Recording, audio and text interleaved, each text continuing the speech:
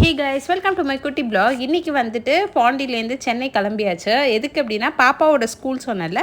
So அங்கே வந்துட்டு இன்றைக்கி யூனிஃபார்ம் மெஷர்மெண்ட், அப்புறம் ஐடி கார்டுக்கு வந்து ஃபோட்டோ அதெல்லாம் வந்து எடுக்க போகிறாங்க. ஸோ லிட்ரலாக வந்து ஒரு 15 டேஸ்க்கு அப்புறம் வீட்டுக்கு வரும். அதனால் கொஞ்சம் க்ளீனிங் ஒர்க்லாம் இருந்தது, அதெல்லாம் முடிச்சுட்டு மாவு வந்து வீட்டிலேருந்து எடுத்துகிட்டு வந்துட்டேன்.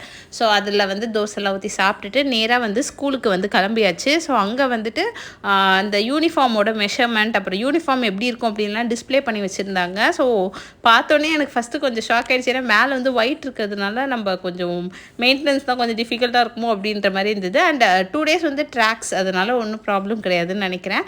பாப்பாவோட யூனிஃபார்ம் வந்து இந்த மாதிரி தான் இருக்க போகுது. அண்ட் நான் சொன்ன மாதிரி ட்ராக் வந்து ஒரு மாதிரி blue and yellow colour mix ஆன மாதிரின்னு சொல்லியிருக்காங்க.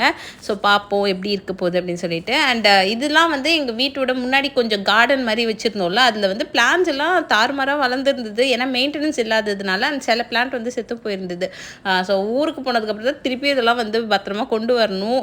இப்போ பார்க்குறதுக்கு கொஞ்சம் கஷ்டமாக இருக்க மாதிரி தான் இருக்குது. ஆனால் டெய்லி வந்துட்டு அங்கே கார்டன் பண்ணுறவங்க இருப்பாங்க, அவங்கக்கிட்ட வந்து வாட்டர் ஊற்ற சொல்லியிருக்கோம். ஸோ அதனால் வந்துட்டு அவங்களுக்கு கண்டிப்பாக வந்து வாட்டர் கிடச்சிடும். இன்னொரு ப்ளாகில் மீட் பண்ணுறேன். பாய்.